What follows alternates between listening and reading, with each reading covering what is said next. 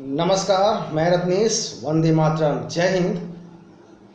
आज इस वीडियो में मैं बात करने वाला हूँ स्वीडन में माल्मो शहर में एक घटना घटी। वो घटना जो भारत में अक्सर आपको देखने सुनने को मिलता है, वही आगजनी, पत्थरबाजी, अल्लाह अकबर के नारे, मजहबी नारे, पुलिस पर पत्थरबाजी, बसों को जलाना, टायर जलाना। मुहर्रम से ठीक एक दिन पहले 28 तारीख की शाम को स्वीडन कंट्री के एक शहर है माल्मो, वहाँ की राजधानी स्टॉकहोल्म है। वहाँ से तकरीबन लगभग 700 किलोमीटर के दूरी में दक्षिण के एरिया में ये शहर आता है माल्मो। तो ये जो एक्चुअली जो घटना है, स्वीडन में सैकड़ों संख्या में वहाँ पर मुस्लिमों ने सड़क जाम करा, वहाँ पे उतर करके हिंसा करा, अल्लाह अकबर के नारे लगाए, भीड़ ने पुलिस पर पत्थरबाजी करा, टायर जलाए, आगजनी की, सड़क जाम करने की कोशिश करा। आपको मैं बताऊं, यह जो घटना है, इसको संदर्भ को, इसके पूरे परिदृश्य को समझने के लिए 3-4 बिंदु हैं, उसे हमें देखना पड़ेगा। कुछ वर्ष पहले खाड़ी देशों में जब गृह युद्ध की स्थिति बनी, तब मानवता के आधार पर, ह्यूमैनिटी के आधार पर यूरोपियन कंट्री ने, जो वहाँ पे गृह युद्ध की वजह से वहाँ के लोगों को भागना पड़ा, मुस्लिम ही मुस्लिम को भगा रहे थे, यहूदियों और शिया मुसलमानों को वहाँ से रौंदा गया, भगाया गया। और यूरोप कंट्री में जो शरण देने वाले जो देश थे, वो अग्रणी देश जर्मनी, फ्रांस, स्वीडन, स्विट्ज़रलैंड। लेकिन जब इनकी संख्या बढ़ गई तो अब ये अपना कानून, कुरान की स्थापना, मुस्लिम कल्चर, ये सब करने लगे।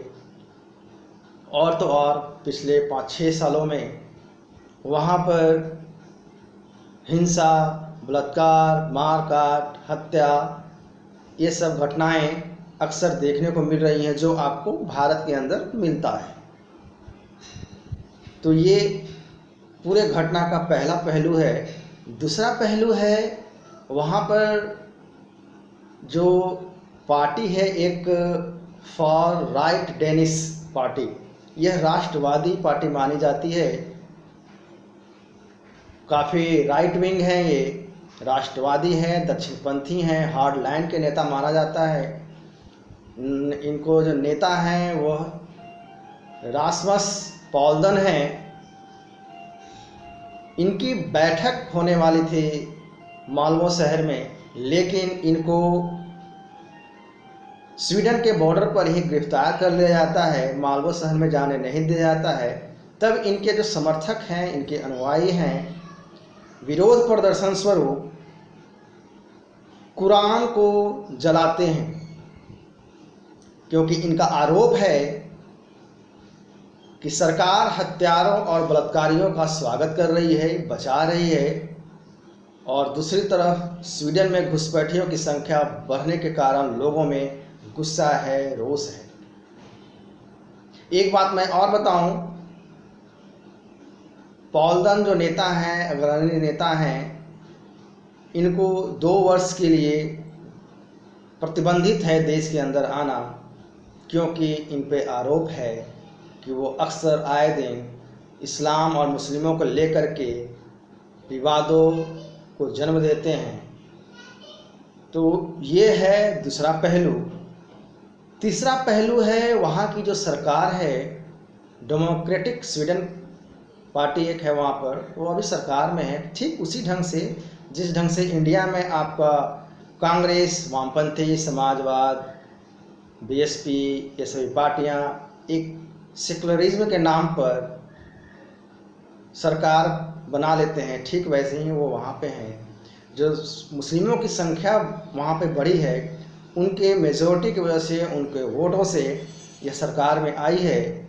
और जब यह दंगा भड़का तब पुलिसों को, जो वहाँ की पुलिस है, उसको आदेश देती है यह सरकार कि आपको जवाबी कार्रवाई नहीं करना है। आप जो दंगे वीडियो आदि आप देखे होंगे तो 5 फीट 6 फुट की दूरी पे पत्थरबाज या यूँ कहें जो इंडिया में कहा जाता है भटके नौजवान, वो पत्थर फेंक रहे हैं। अब पुलिस मूक दर्शक बनी हुई है, पत्थरबाज आगजनी कर रहे हैं, पुलिस पर पत्थर फेंक रहे हैं। तो ये है तीसरा पहलू।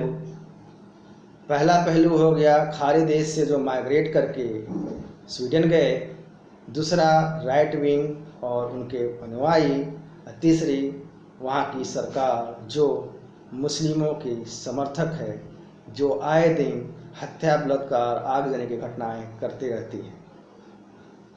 तो ये जो पूरा घटना घटा, ये तीनों पहलू का मिक्सचर है कि कैसे एक समुदाय विशेष मुस्लिम समुदाय से आते हैं, वह स्वीडन जाते हैं, अपनी संख्या बढ़ाते हैं।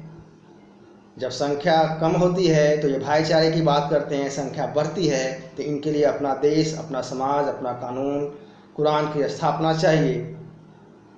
और इसके एवज में वो वहाँ के स्थानीय निवासियों के साथ बलात्कार करते हैं, आगजनी करते हैं, तोड़फोड़ करते हैं, हत्या करते हैं। ऐसी घटनाएं अक्सर आ रही हैं।